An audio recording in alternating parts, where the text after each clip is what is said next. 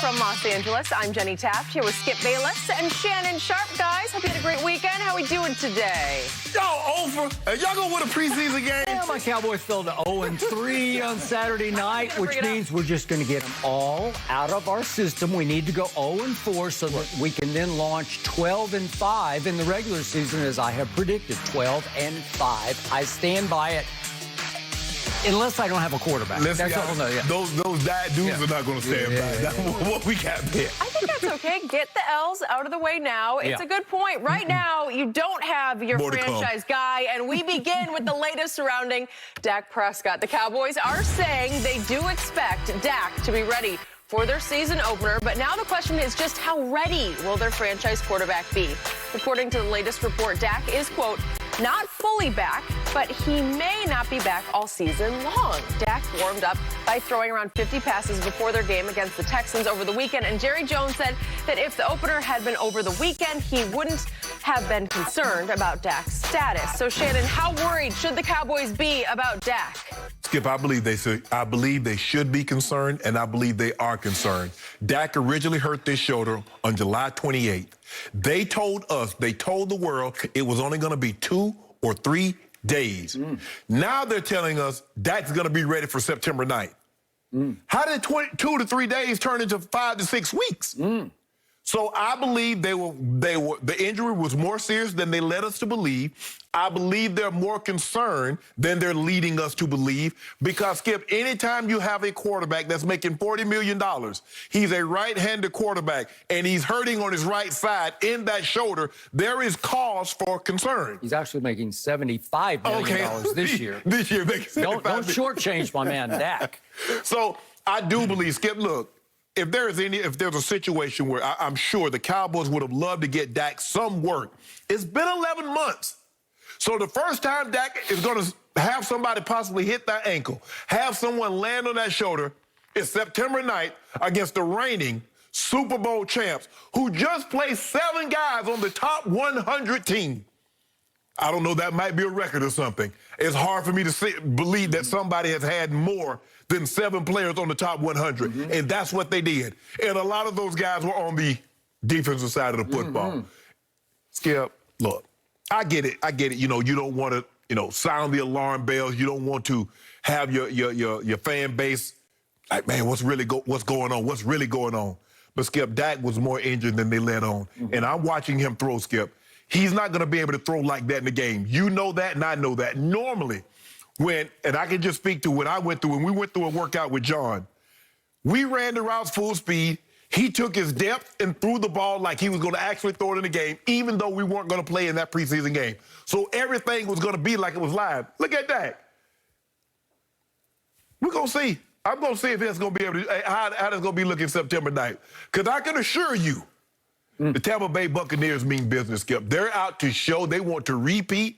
They want to show that was not a fluke. What they did in the playoffs was not an anomaly, and this is the standard now. This is the new standard. So they'll be ready to play. But I'm concerned. I believe Dak and the Cowboys are concerned, because, Skip, normally what happens? You limp into the season, you limp out of it. So we'll see how this thing plays out. But Dak was more injured than they led us to believe. And Troy Aikman uttered that. He did. On the 5th of August, because he said, I believe Dak is more injured than the Cowboys are letting on. He was first to market with that and first to the bank with that. And it seems like he was spot on with that. He was spot on with that. So, leave it to my Dallas Cowboys to have the best quarterback soap opera in all of the National Football League going into the 2021 season, right on schedule for Hard Knocks. If I did not know better, I would say that Jerry Jones somehow fabricated, created, fictionalized this storyline just to ensure that Hard Knocks had the greatest ratings in the history of Hard Knocks this year. I don't think they fabricated it, but it's a beautiful storyline for Hard Knocks. And now I cannot wait until tomorrow night for episode 3 of Hard Knocks to learn more about inside Dak's mysterious arm injury. I still don't know exactly what it is. Is it a lat muscle pull or a strain or a tear? First reported as a tear. And then it got downgraded to just a strain. And now it's downgraded to all the way to September 9th.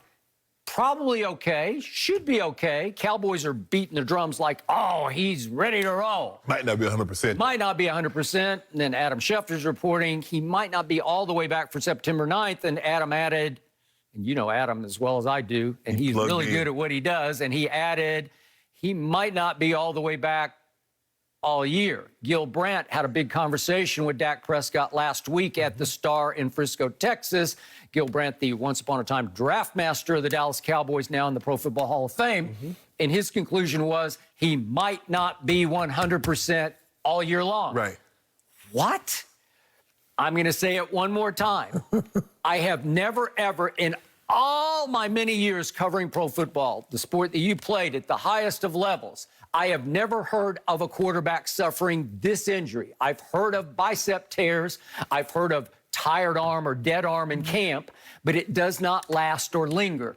It's some freakish muscle pull that apparently came because he was protecting his lower body and trying to throw completely using his upper body, trying to torso turn into it and go all arm. Right. And we saw early in episode 1 of Hard Knocks, he was throwing rockets at those bags that they throw at that are mounted up on the walls that they try to throw into the pockets, and he was very accurate. Wouldn't it cause you some concern if your quarterback has an injury that no other quarterback that we can think of on record has ever had, and we had to go outside to get consultation on said injury? Wouldn't that cause you some concern?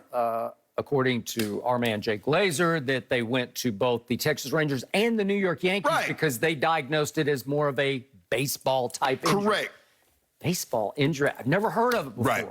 And it remains a little mysterious to me. What exactly is it and why is it lingering? So now let's step back and think about what just happened.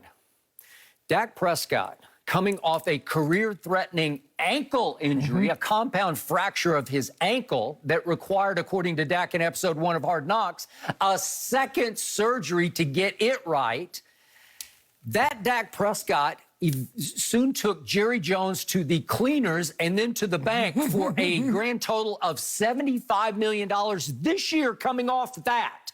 I was scared enough about that. And just to frame this, I'll use my least favorite stat of all. Dak Prescott in his last 17 starts for my Dallas Cowboys is 6-11. Is that good? 6-11? No. Again, is it all his fault? Absolutely not. But I keep hearing he was on a record pace, record passing yardage pace last year. They were lucky in those first 4 games. They weren't 0-4. He was on a record losing pace, too. It was. And as Shannon Sharp dismissed most of it, it was all empty calories because they fell so woefully behind, especially against Atlanta and Cleveland at home, that he threw for record-type yardage in the fourth quarter, all in vain, except they did finally pull off the watermelon onside against Atlanta to pull that one out. Correct. 40-39. That happened to be the single worst pass defense in the history of pro football that he did that against that day at home against Atlanta.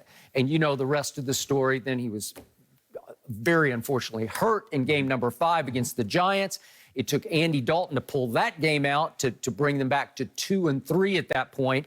And the rest of the year was pretty much an abomination. Right. All right. So now that guy, I had to watch the highlights or lowlights of him on Saturday night, not playing in a preseason game because he's played in 0 preseason games, as you know. But we're still, it seems like the new way of the league this year with only 3 preseason games is let's just play our quarterbacks in joint scrimmages against another team where we know we can protect them better because you can say he's off limits during this scrimmage, right? Yes. You can sort of touch him if you go by him, but you can't hit him at all, right? In a joint scrimmage, or there will be yet another joint scrimmage fight. You're right. Okay, so my point is, if you told me Dak got to play a little bit in a joint scrimmage against, let's say, the Rams, he's played in 0. So he's had no sort of live action at all this entire preseason, and it's a done deal. He is not going to play in game number 4. He hasn't even played in the team setting because remember, he got hurt before they even put the pads on. That's what we got to see it live in Hard Knocks. We saw it happen, right? Skip, you mentioned a lingering injury. What is this? What if this is not a lingering injury? What if he was hurt more serious than thought, and the injury is progressing just like we thought it would? you use the term lingering. What if he was just more hurt than they let on, and they're trying to lead us to believe that this is lingering? Because for me, what struck